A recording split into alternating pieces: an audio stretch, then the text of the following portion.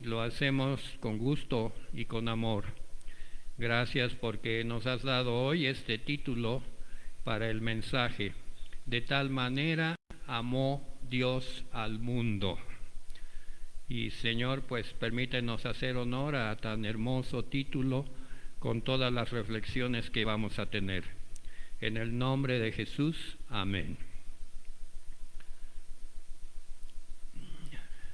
Hay una pregunta que como cristianos nos hacemos continuamente, y esa pregunta es: ¿cómo podemos experimentar y predicar el amor de Dios por el mundo cuando hay tantas tragedias, sufrimiento, guerras, muerte, destrucción, odios, enconos, y tal parece que no termina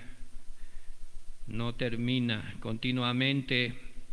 Hay focos en los cuales surgen odios, surgen agravios en medio de la humanidad. Pero si vamos a la historia, esto no es nuevo.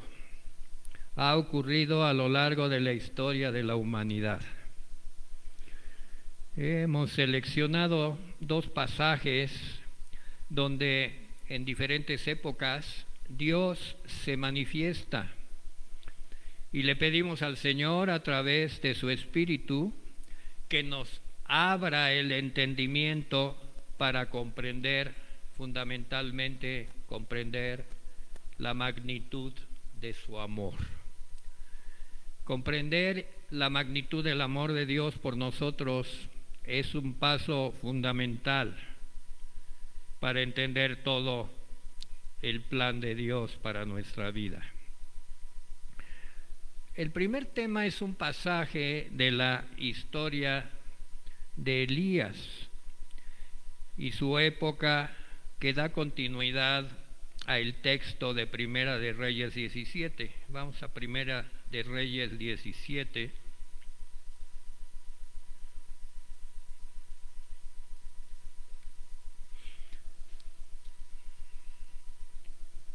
En la parte subtitulada Elías y la viuda de Sarepta, que es del versículo 8 al 24. Ya el año pasado en alguna predicación dimos la primera parte del capítulo 17 de Primera de Reyes, que es cuando Elías, siervo de Dios, el nombre de Elías significa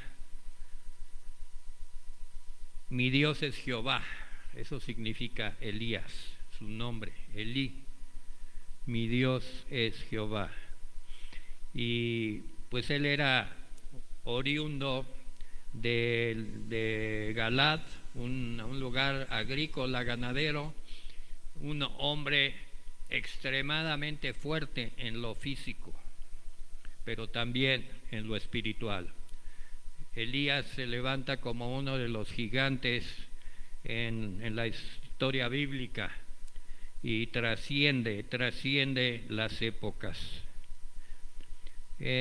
Vimos ya en los primeros versículos del capítulo 17, ¿verdad?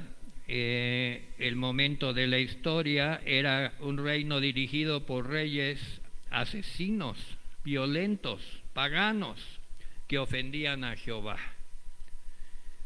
Dios de Israel. Estos reyes, rey y reina, se llamaban Acab y Jezabel. Su violencia y su sed de poder y de sangre, porque asesinaban a los profetas de Jehová a diestra y siniestra, hasta no quedar casi ninguno más que Elías. Pero Dios siempre tiene en cualquier época testigos que se mantienen de pie. No crean que la época que vivimos ahora es la más violenta de la historia. La historia humana está llena de violencia y de tiempos oscuros. Vamos a leer a partir del versículo 8. Quedamos, ¿verdad?, que Elías pues decretó la sequía, ¿se acuerdan? Decretó la sequía delante del rey Acab. Pues el rey Acab no lo tomó muy en serio porque no era de su grupo y era un hombre sin maneras cortesanas y lo vio más bien como una particularidad, pero verdaderamente dejó de llover. Cuando Elías dijo, dejará de llover hasta que Dios lo determine por medio de mí, no lloverá. Y efectivamente empezó la sequía, y eso en una cultura agrícola ganadera implicaba que no había cosechas y los animales morían de sed. No había leche para los niños, no había nada para comer. Ese era el ambiente que se da cuando Elías recibe la orden de irse al arroyo de Querit. Lo vimos en una predicación, y allí el Señor lo sustenta por medio de un cuervo, pero resulta que el arroyo se seca y entonces pues recibe órdenes de moverse. Lo leemos en la palabra de Dios y después vamos a hacer un discernimiento. Yo le he llamado a este pasaje la fe de la viuda. La fe de la viuda. Vamos a ver por qué.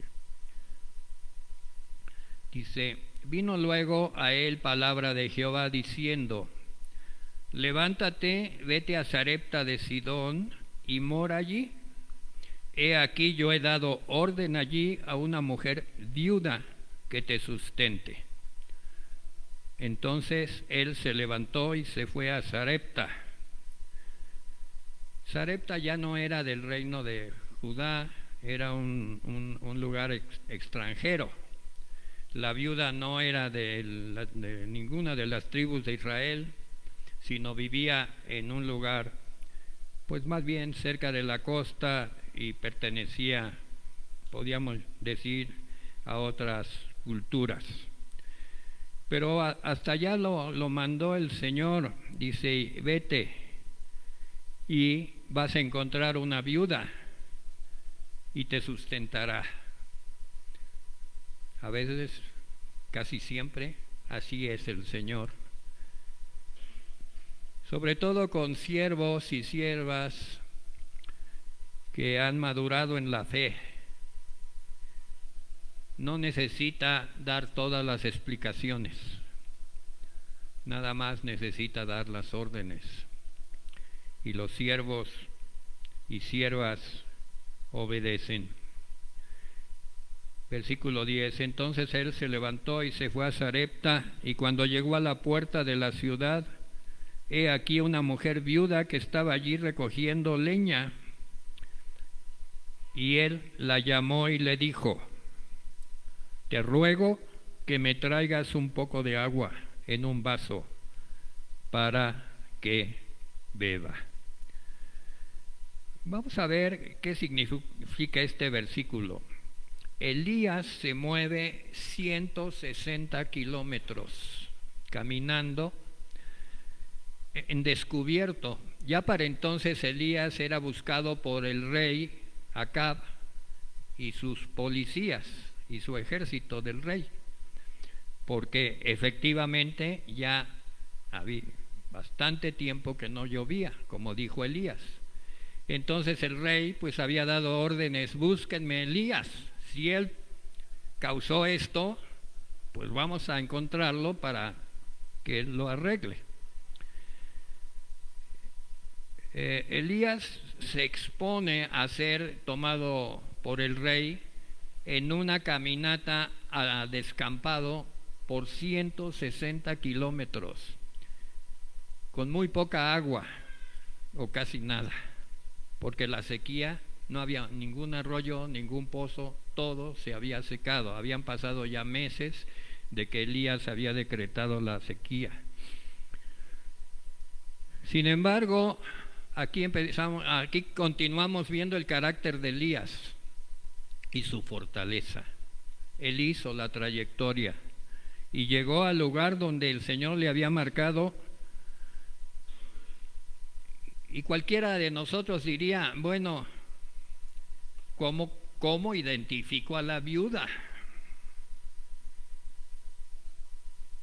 Porque el Señor lo único que le dijo, he aquí una mujer viuda, dice, dice, yo he dado orden allí a una mujer viuda que te sustente.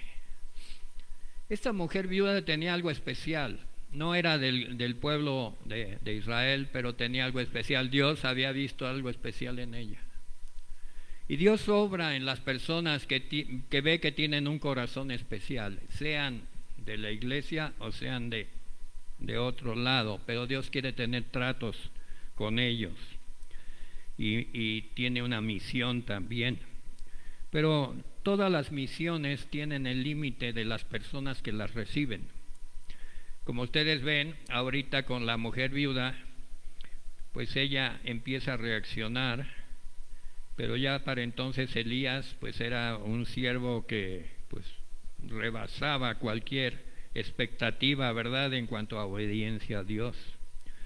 Y le dijo, te ruego que me traigas un poco de agua en un vaso. Esta era la prueba que Elías dijo, pues allá hay una mujer que parece ser viuda, seguramente por la vestimenta, ¿verdad? Pues, solían andar de luto, y pues recogía leña,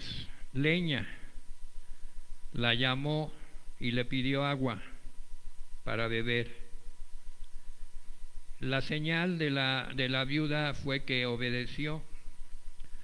Versículo 11, yendo ella para traérsela, él la volvió a llamar. Y aquí vemos cómo Dios trata con nosotros y en general. Nos pide algo, obedecemos y luego nos pide algo más, ¿verdad? Somos siervos, para eso estamos. Y la volvió a llamar y le dijo, te ruego me traigas también un bocado de pan en tu mano. Caramba, allí la viuda ya tenía varias objeciones. Versículo 12. Ella respondió, vive Jehová tu Dios. Esto quiere decir que ella conocía de lejos al Dios de Israel. Y empieza a reconocer que este hombre, porque ya Dios la había preparado, lo vimos en el versículo anterior, y entonces se dio el contacto, y esto es lo maravilloso de Dios. El Dios es el Dios de contactos. Hay contactos que tenemos que no sabemos por qué se dieron, pero Dios sí sabe. Pero tenemos que estar atentos y obedientes, porque esos contactos son muy importantes en el plan de Dios. Aquí ya está Elías y la viuda con una discusión. Ella ya no está tan dispuesta. Versículo 12. Vive Jehová tu Dios que no tengo pan cocido, solamente un puñado de harina tengo en la tinaja y un poco de aceite en una vasija.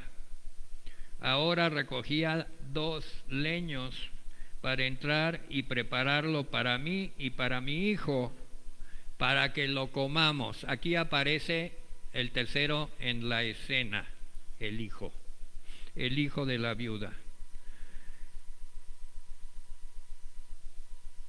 En la mentalidad o en la Biblia se encarga de señalar en los personajes que nos va describiendo cuáles son sus intereses, qué es lo que los mueve, qué te mueve a ti, qué me mueve a mí a hacer lo que hago. Y a la viuda, indudablemente, lo que la movía era su hijo. Era su hijo. Había perdido a su varón, era viuda, y solo le quedaba su hijo. Estaba la sequía en todo su esplendor, y ella veía muy posible que se quedaran sin sustento. El diagnóstico de la viuda pues era muy sombrío: un bocado y después morir. Aquí lo dice: nos dejemos morir. ¿Cuántas veces antes de conocer al Señor llegamos a estos extremos, verdad? Yo ya no quiero vivir, ya mi vida no me importa, ya perdí esto, ya perdí lo otro, y si yo pierdo, no quiero vivir.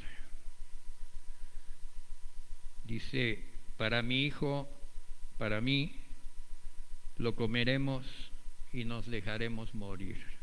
Bien sombrío el asunto. Hay que enfrentar como siervos de Dios situaciones sombrías, semejantes. Y es muy interesante, y debemos aprender de un siervo como Elías. Cada palabra cuenta en la balanza. Elías le dijo: no tengas temor. No tengas temor. Ve y haz como has dicho. Pero solo te pido un cambio.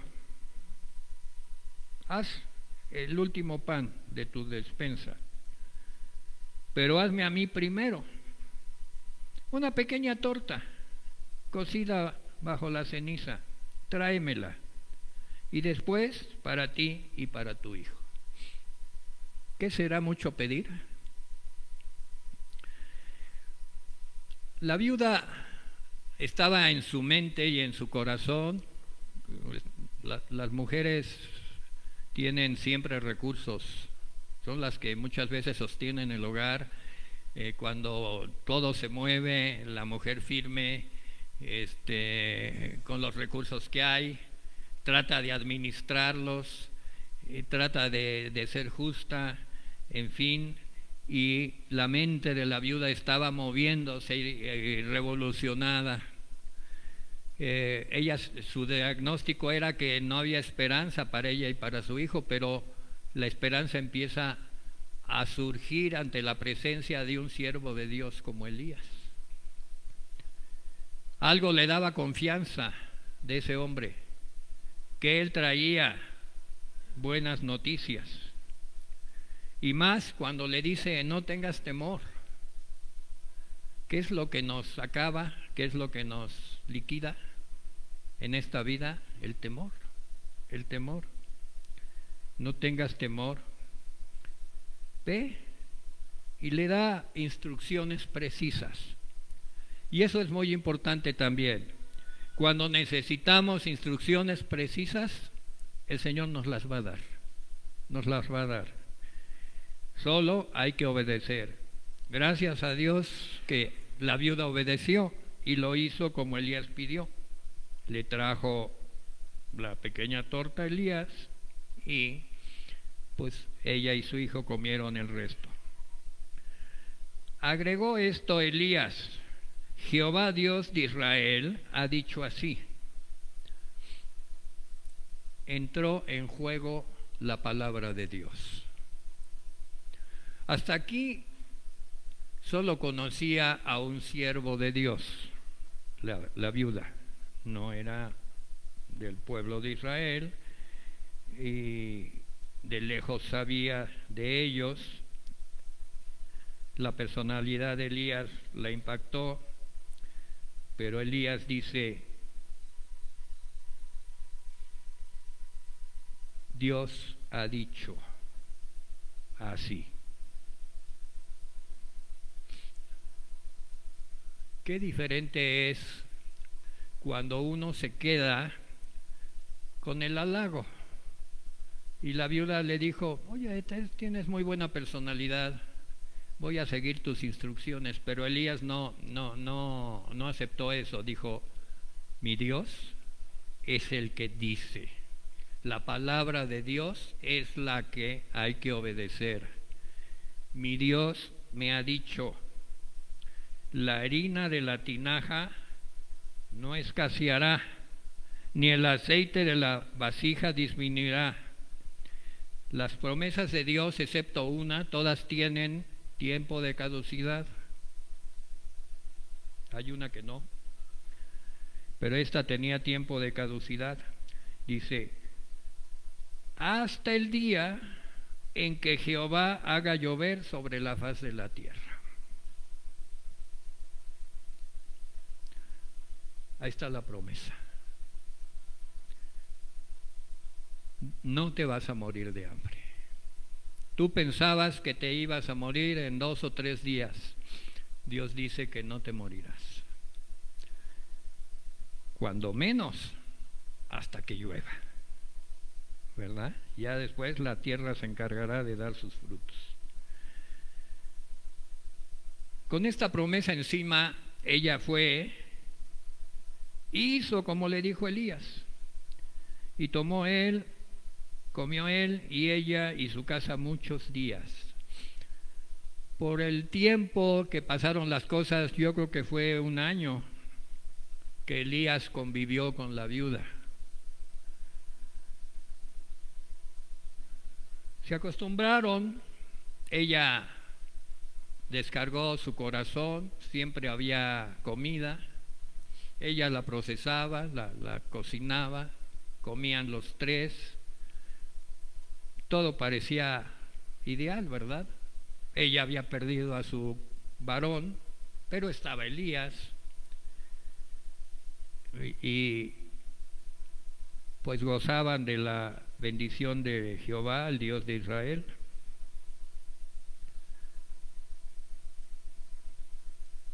Cuando nos acostumbramos a la bonanza y al bienestar, el Señor nos mueve.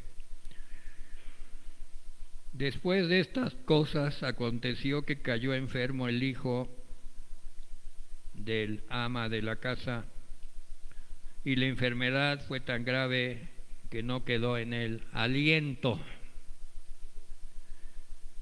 Parecía todo resuelto, no se iban a morir de hambre, pero ahora el hijo cayó en una crisis que no tuvo a nivel humano posibilidad, y dice que se quedó sin el aliento. Y vean la reacción de la viuda. Vamos haciendo un análisis de la fe de la viuda, ¿verdad? Porque a veces nos identificamos con ella. Estamos de buenas cuando todo va bien, campanitas suenan, buen humor, felicidad, pero nada más pasa algo y cambiamos absolutamente el discurso. Ella le dijo a Elías, seguramente con un rostro desencajado, con una voz acusadora, varón de Dios, ¿qué tengo yo contigo? ¿Has venido a mí para traer a memoria mis iniquidades y para hacer morir a mi hijo?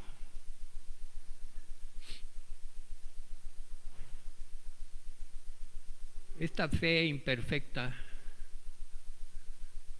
siempre busca culpables, ¿verdad? En lugar de buscar un cambio de visión y un camino a través de la fe en aquel que nos da la vida y nos da el sustento y nos da todo, buscamos a nivel humano quién es el culpable. Y ahí vemos los conflictos y las peleas en matrimonios entre padres e hijos. Mencionaba en un estudio de herencias y pues el progenitor, la progenitora que no dejó bien la herencia ya nos puso a pelear a los hijos. O esto, siempre hay alguien culpable. Cuando nuestra fe solo mira nuestros intereses y se ciega ante la luz del que nos ha dado la vida. ¿Qué tengo yo con...? Vean qué acusación tan seria. Le echó la culpa a Elías, pero de todas. ¿Y yo qué te hice, varón de Dios? Y lo dijo con desprecio. ¿Has venido a mí para traer memoria a mis iniquidades? Todos, ¿verdad? Reconocemos que somos pecadores, seamos del pueblo de Dios o no, tenemos una conciencia, ¿verdad? Y para hacer morir a mi hijo. O sea que ella asociaba algo de su vida en la muerte del hijo. ¿Qué hice yo? Mi hermano murió a una edad muy temprana como la de este muchacho. Y indudablemente fue una batalla, ¿verdad? Mis padres creyentes y batallando el por qué. Y hasta aquí le echaba la culpa a él, pero a ella se echaba la culpa también. Mis iniquidades, dice ella.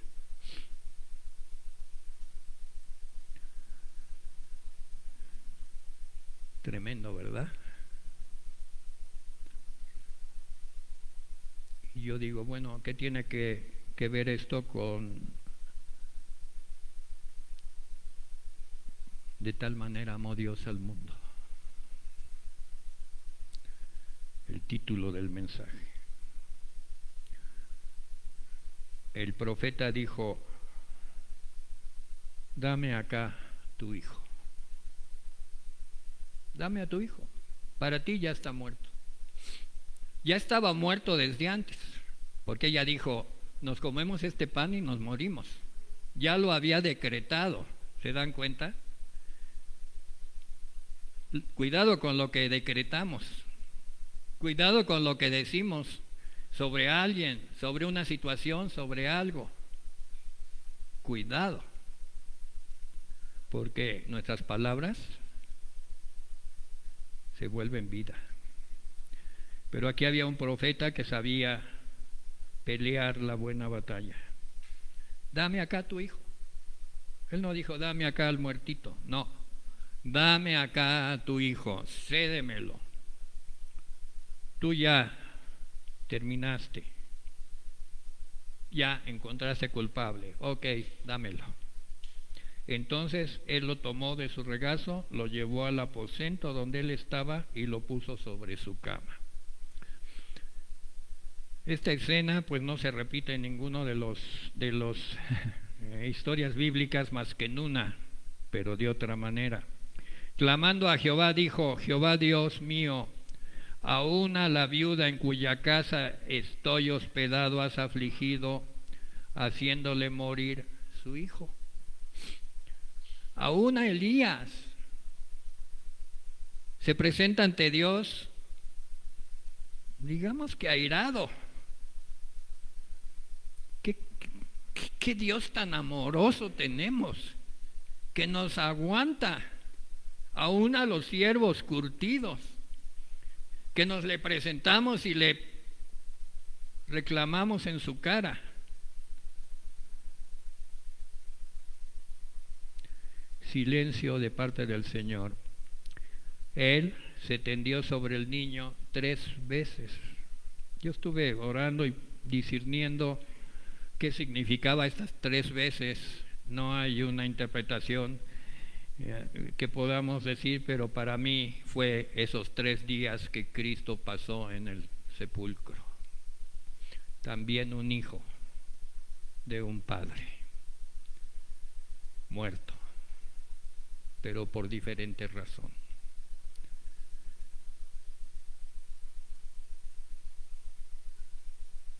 Y entonces allí clamó, pero ya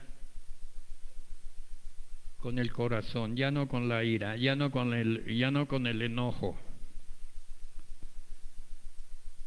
Difícilmente el Señor nos va a contestar oraciones iracundas, aunque sí las contesta a veces, porque es muy misericordioso. Pero aquí ya el tono de Elías fue: Jehová, Dios mío, te ruego que hagas volver el alma de este niño a él. Lo pidió en el tono adecuado, tocando el corazón del Dios amor y misericordioso que le había dado vida a ese niño y se la podía sustentar. Y aquí dice que Jehová oyó la voz de Elías.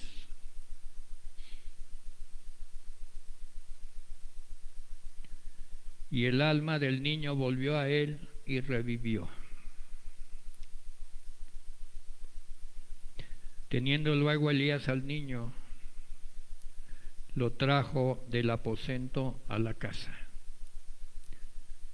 y lo dio a su madre, y le dijo Elías: mira, tu hijo vive.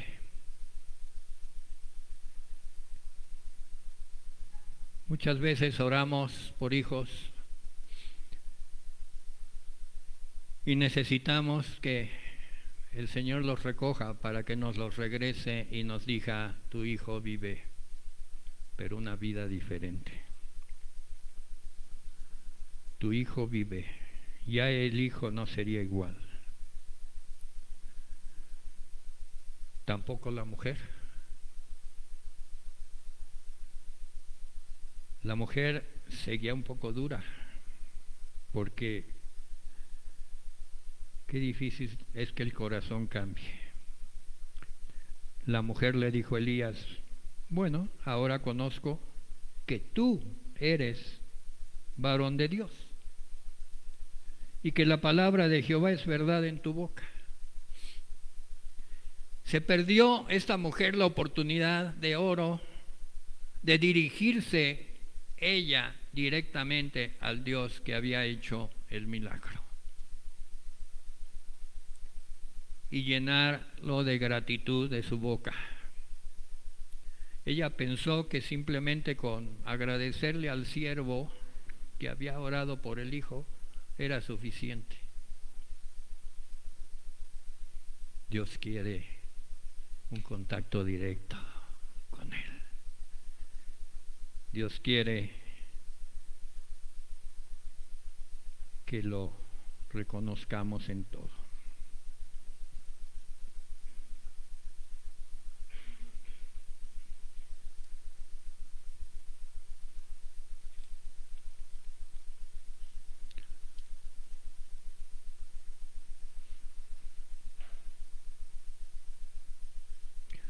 ¿Qué podemos distinguir que se nos quede, verdad, de esta historia? ¿Cómo queremos ser? ¿Como Elías o como la viuda? Como la viuda ya somos, pero ahora queremos ser como Elías. Por eso estamos aquí aprendiendo de la palabra de Dios. ¿Qué característica advertimos en la vida de Elías? Denme una. Obediencia. Todos decimos tener fe, pero ¿cuántos somos obedientes? Todos decimos: ¿tienes fe? Sí, tengo fe. Pues ve y camina 160 kilómetros con poca agua y allá vas a encontrar un pastor que está predicando en medio de una milpa y te vas a presentar con él porque él tiene una misión para ti. A ver cuántos de aquí lo hacemos. Elías lo hizo. Tengo una misión para ti en Sarepta. No es fácil, pero para ti está bien. expón tu vida. Te puede agarrar el rey Acab y te hace pedazos, pero no importa. Tú ve. Te puedes morir de sed a mitad del camino, pero yo creo que resistes. Y cuando llegues una mujer con muy mal carácter, te vas a encontrar. Obediencia. Obediencia. Propósito. Él sabe que Elías sabía que Dios no hace nada sin propósito. Nuestro Dios es un Dios de propósitos. Por ahí un literato se ha enriquecido escribiendo novelas, no lo voy a promocionar, y escribió una sobre la viuda y el hijo, y inventó que el hijo se volvió luego un sabio y era la región de Biblos y que allá se vino la literatura bíblica. Puede ser que el hijo de la viuda, el propósito de Dios era hacer de ese muchacho alguien notable, ¿verdad? La Biblia no lo menciona, pero había algún propósito, porque esto no impactó a nadie más que a la viuda y al muchacho. Había un propósito, y Dios siempre hace las cosas con propósito, aunque a ti te parezca y a mí que no, el propósito no es tan grande como para hacer tanto esfuerzo. Nunca te detengas por ese razonamiento, porque es posible que te equivoques. Dios dice que de lo necio del mundo escogió Dios para avergonzar a los sabios. De lo vil del mundo escogió Dios para llevar a cabo su plan maravilloso. La viuda pues queda con cosas pendientes y quizás evoluciona, y esperamos que así haya sido, y que el niño pues se convirtió en un hombre de bien. La otra historia, porque son dos historias de dos hijos y dos situaciones.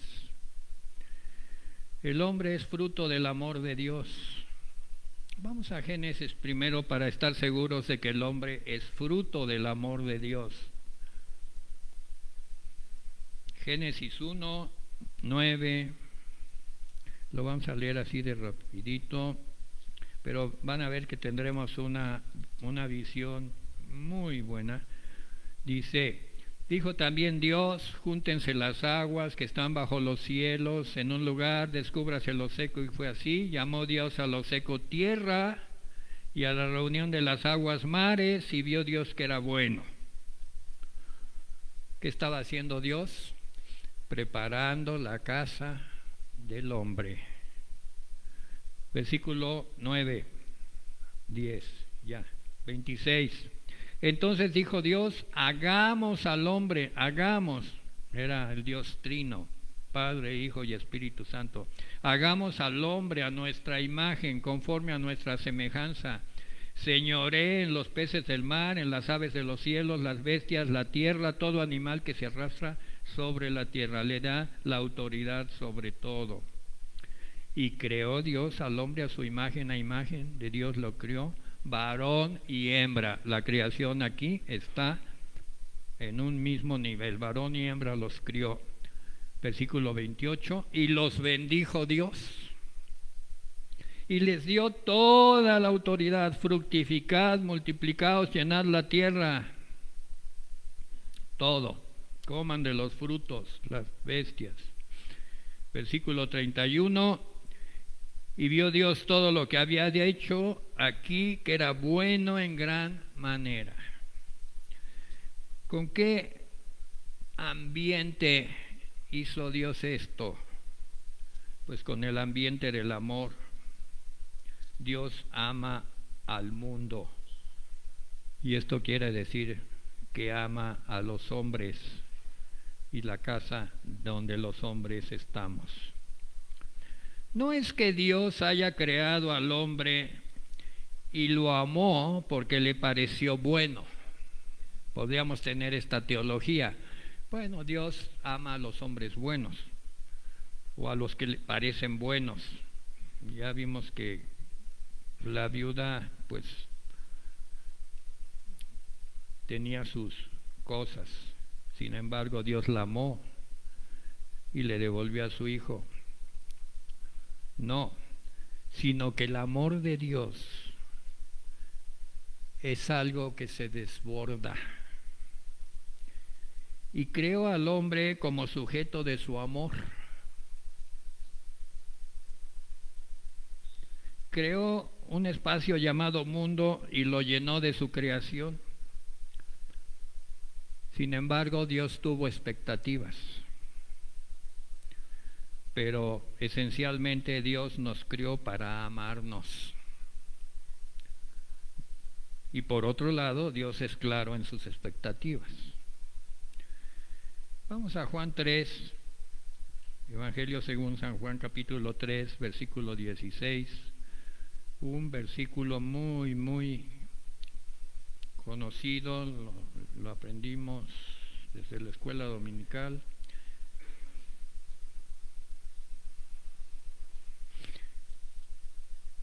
Después de que Jesús habla con Nicodemo, que no lo vamos a ver, eso es para otro mensaje, seguramente ya lo han estudiado. Después de que Jesús habla, empieza Juan 3:16, o sea, Juan 3:16 toma el último versículo, el versículo 15 que dijo Jesús, hasta el 15 es enseñanza directa de Jesús. A partir del 16 ya es lectura del evangelista Juan. Pero Jesús terminó el 15 diciendo, para que todo aquel que en él cree no se pierda, mas tenga vida eterna. Esto lo dijo Jesús. Luego en el 16, donde ya escribe Juan, dice, porque de tal manera amó Dios al mundo, que ha dado a su Hijo unigénito, para que todo aquel que en él cree no se pierda, mas tenga vida eterna. Vida eterna. Porque no envió Dios a su Hijo al mundo para condenar al mundo, sino para que el mundo sea salvo por él. Bueno, tanto amó Dios al mundo que vio el problema que estaba en el mundo, del cual el mundo por sí mismo no podía salir, que era el problema del pecado y del alejamiento de Dios. Y él pone la solución. El amor de Dios sigue. Y fíjense qué solución: sacrificar a su Hijo para ganar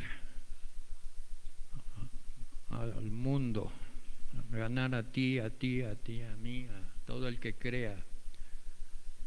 ¿Valdría la pena, sacrificar al Hijo para ganar a los pecadores del mundo? Pues Dios pensó que sí. Dios pensó que sí, y lo hizo.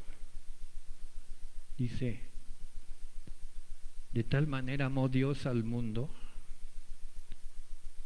que ha dado a su Hijo unigénito. No hay otro como Él.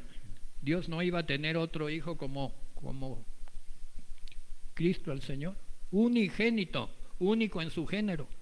Heredero, el Hijo unigénito era el heredero de todo lo que el Padre tenía. Mandó al heredero. Y no iba a haber otro. Sin embargo, de tal manera Dios nos amó que lo mandó. ¿Empiezas a sentir el amor de Dios? ¿Empiezas a estar convencido que Dios te ama? No hay otro argumento más. Si esto no te convence, estoy triste por ti. Porque esto debe convencer a los corazones más empedernidos. Los que dicen, a mí nadie me ama, a mí nadie se fija en mí, yo soy el último de la casa, eso, ¿no? Pues el último era David, en su casa, en la casa de Isaí, y David llegó a ser rey. De lo más pequeño Dios hace lo más grande. Por amor. Por amor creó el mundo. Cuando leíamos Génesis, ¿no estaban sintiendo el amor de Dios, creando todo y que nada se le olvidaba y ponía todo en su lugar? Y ahora envía al Hijo, pero hay una expectativa para que todo aquel que en Él cree no se pierda, mas tenga vida eterna. Dios dijo: yo me desprendo de mi Hijo y se los doy porque los amo. Pero una sola cosa les pido: amen a mi Hijo. Eso es lo que dice aquí, en ese versículo tan sencillo que viene del 15 y se cimenta en el versículo 16. Y por el problema del hombre dice que Dios no envió a su Hijo al mundo para condenar al mundo. La palabra condenar en el griego tiene una palabra muy curiosa: crisis. Crisis en griego es condenar, implica separación. Donde hay una crisis, hay una separación, hay condenación, hay separación. Pero Dios no envió al mundo para condenar, sino para que el mundo sea salvo por Él. El problema estaba y está, pero Dios mandó la solución. El que en Él cree no es condenado. Crisis, no es separado. O sea, con todo el amor de Dios derramado, pero Él no puede mantener juntos a los que creen y aman a su Hijo y a los que no. Hay una separación, hay una crisis, hay una condenación. Y esto no, la palabra condenado no lo veamos a la manera del mundo, sino de la justicia de Dios, porque Dios es un Dios justo. Pero el que no cree ya ha sido condenado, ya ha sido separado, porque no ha creído en el nombre del unigénito Hijo de Dios. Lo diríamos en los términos así coloquiales: si te gusta quedarte en la maldad y revolcarte en ella, pues ya escogiste. Tú. Hay una separación. Dice: el que no cree ya ha sido condenado, porque no ha creído en el nombre del unigénito Hijo de Dios. Y esta es la condenación, el punto de fino, que la luz vino al mundo y los hombres, creados con amor por Dios y sustentados en el mundo hermoso que Dios creó, los hombres amaron más las tinieblas que la luz, porque sus obras eran malas. Porque todo aquel que hace lo malo aborrece la luz. Aquí hay dos términos de malo. El primero dice que sus obras eran malas, y aquí implica perversidad, obras perversas, aquellos que pues no quieren que cambiar, están involucrados con sus obras y son obras perversas. Pero aquí hay otra clase en el versículo 20: todo aquel que hace lo malo es otra clase de maldad. Esta maldad es obras, pero que no tienen ningún valor moral. ¿A qué me refiero? Oye, yo junté mucho dinero y lo tengo me da muy buenos intereses y soy muy rico, como muy bien y visto muy bien y mi familia está súper bien. ¿Qué valor moral tiene tu riqueza? Ninguno. ¿Qué hiciste con tu riqueza de bueno? Ninguno. Estás súper sano, no te duele nada, tomas todos los suplementos vitamínicos. ¿Y qué estás haciendo con esa maravillosa salud? ¿A cuántos has compartido? ¿Cuántos grupos de discipulado llevas? ¿Cuántos huérfanos y viudas visitas o prisioneros en las prisiones para llevarles una palabra de aliento? No, voy al gimnasio y cada vez me veo mejor. ¿Son obras éticas? No, ¿verdad? Hay dos tipos de maldad, ¿verdad? Las que son perversas y las que no tienen ningún valor moral. Y aquí abarca a las dos. Dice,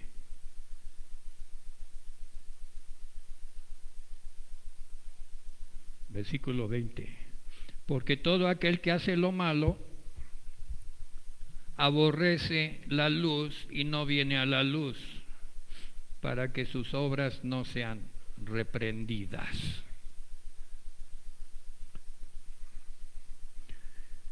Decimos, ¿a quién va a predicar? El pastor Doroteo. No, mejor voy a...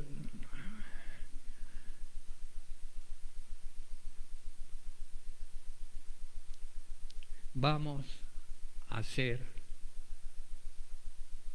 transparentes. No dejemos duda de lo que dice el versículo 21, para que sea manifiesto que sus obras son hechas en Dios. Que no haya ninguna duda de que tus obras son hechas en Dios. Porque hay mucha, pero la palabra de Dios es clara, ¿verdad? En esta historia también existe un hijo, el unigénito de Dios, es entregado a cambio de la creación perdida. No vino a condenar, sino a salvar.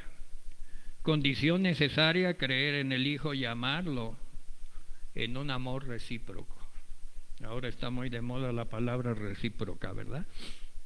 Yo te pongo impuestos, si tú me pones, yo también, recíproco. Bueno, porque así como los impuestos, que sea el amor, ¿verdad?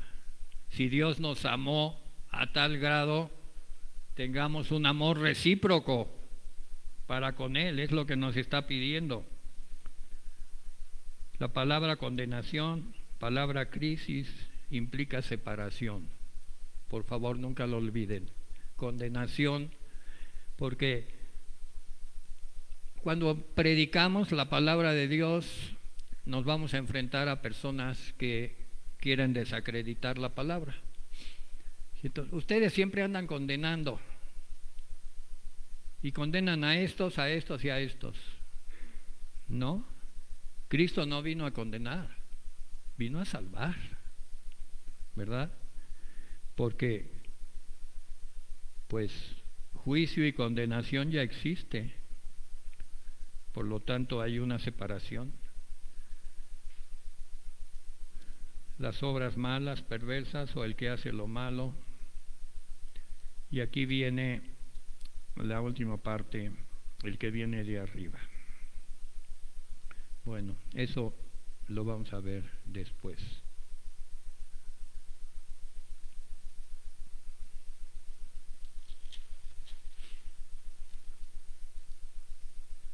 ¿Cómo andamos de tiempo? Ya, ¿verdad? Bueno, vamos a la exhortación final. Debemos caminar siempre a la luz de Cristo, en camino de verdad, para que demos fruto, el mundo crea y crezcamos a la estatura del varón perfecto, para la gloria del Padre, a quien debemos gratitud, honra y alabanza eternas. A Cristo, amor, obediencia y gratitud eterna por su perfecto sacrificio expiatorio, su incomparable amor, y por su guía y fortaleza a través de los tiempos, a través del Espíritu Santo que nos ha sido dado sin medida. Más adelante, y lo puedes seguir leyendo allí en Juan, dice que Dios dio el Espíritu sin medida. Primero se lo dio a su Hijo.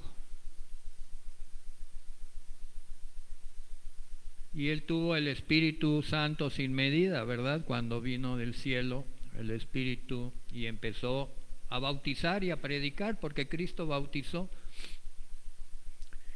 Y estaba en competencia Cristo con Juan el Bautista por un breve tiempo. Y los discípulos de Juan le decían, mira, aquel que estuvo contigo ahora bautiza. Querían poner a Juan en un conflicto con Jesús. Pero Juan no cayó en la trampa y dijo, es necesario que yo mengüe para que él crezca. Yo ahora bautizo con agua, un bautismo del arrepentimiento. El arrepentimiento es necesario, pero el arrepentimiento no soluciona. Cristo vino a bautizar con el Espíritu Santo. Y eso implica que el Espíritu Santo viene y produce un cambio total. Dios quiere cambiar nuestro viejo corazón, nuestra persona antigua de la vieja creación para poner a alguien nuevo, algo nuevo. Si aún no lo conoces, ven a Cristo. Ven a Cristo hoy, ven a Cristo. El Padre lo envió por ti. De tal manera amó Dios, te amó Dios, que envió a Cristo por ti. Y si aún no lo conoces, es el momento que tú vengas a Él y digas, yo quiero conocerlo. Ahora entiendo que el Padre me ama. Ahora entiendo que Él me ama tanto que cambió a su Hijo unigénito por mi imperfecta persona.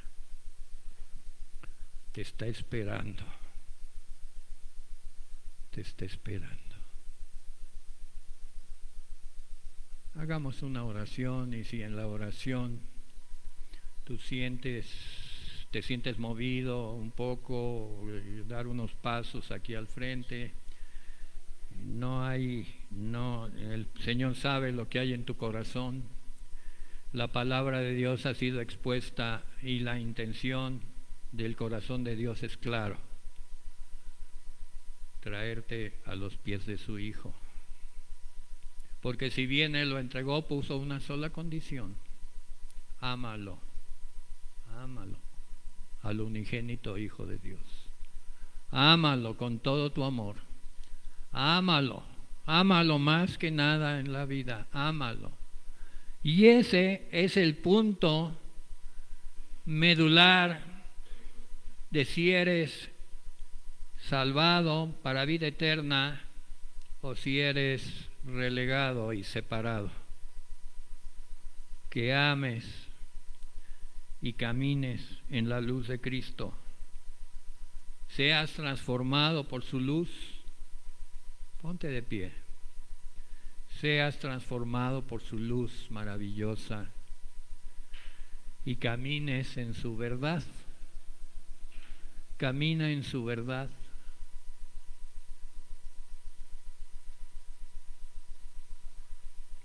Él te ayudará, te llevará de la mano a través del Espíritu Santo.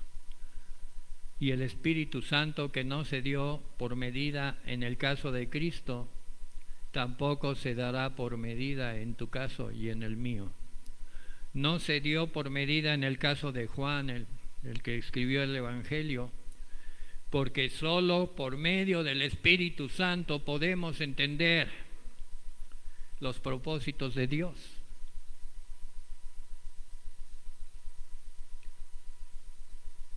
Por eso es necesario rendirnos para después conocer. El mundo está acostumbrado a que le digas, a ver, dime todo y yo decido al final. Pues si es así, no vas a conocer. El Señor te pide, ríndete y yo te enseño. Humíllate delante del Señor y yo trato contigo. Ven por la fe. Esta historia la estamos conociendo por medio del Espíritu Santo. No la vivimos, no estuvimos en esa época, no conocimos a Juan el Bautista, no conocimos a Cristo el Señor predicando en el Jordán y en las orillas del Jordán, no conocimos a Juan el Evangelista, que también lleno del Espíritu Santo escribió el Evangelio de Juan y el Apocalipsis y las cartas. No los conocimos, pero por medio de la palabra lo tenemos claro, porque nos hemos rendido al amor de Dios. Hagamos esta oración que nos llena a todos y honra al Señor. Dios Todopoderoso, hemos creído que tú nos amas con amor inefable, con un amor que se derrama. Nos creaste para amarnos y nos sigues amando a pesar de todo, pero Señor, tuviste que enviar a tu Hijo, el amado, a causa de nuestros pecados. Un Hijo unigénito a cambio de hombres y mujeres pecadoras. Qué gran precio pagaste. Pero Señor, no queremos defraudarte ni nada por el estilo, y tengamos un amor en correspondencia al Hijo y al Padre y al Espíritu Santo. Gracias, Señor, porque ese amor que tú nos diste está fluyendo y está provocando cambios, está trayendo paz a nuestro corazón, seguridad. La viuda de Sarepta batallaba con la seguridad de que Dios estaba con ella.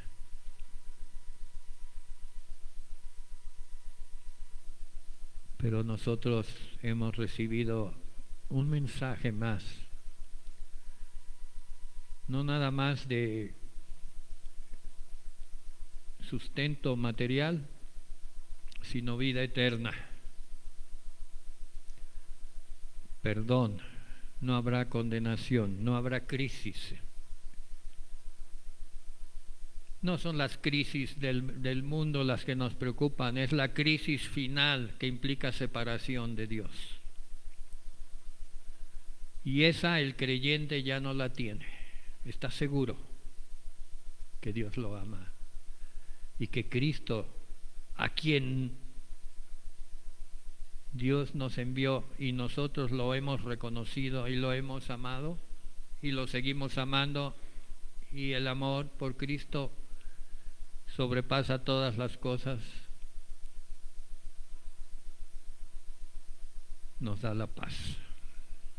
No hay crisis, no hay separación, no hay condenación para el que ha creído en el unigénito Hijo de Dios.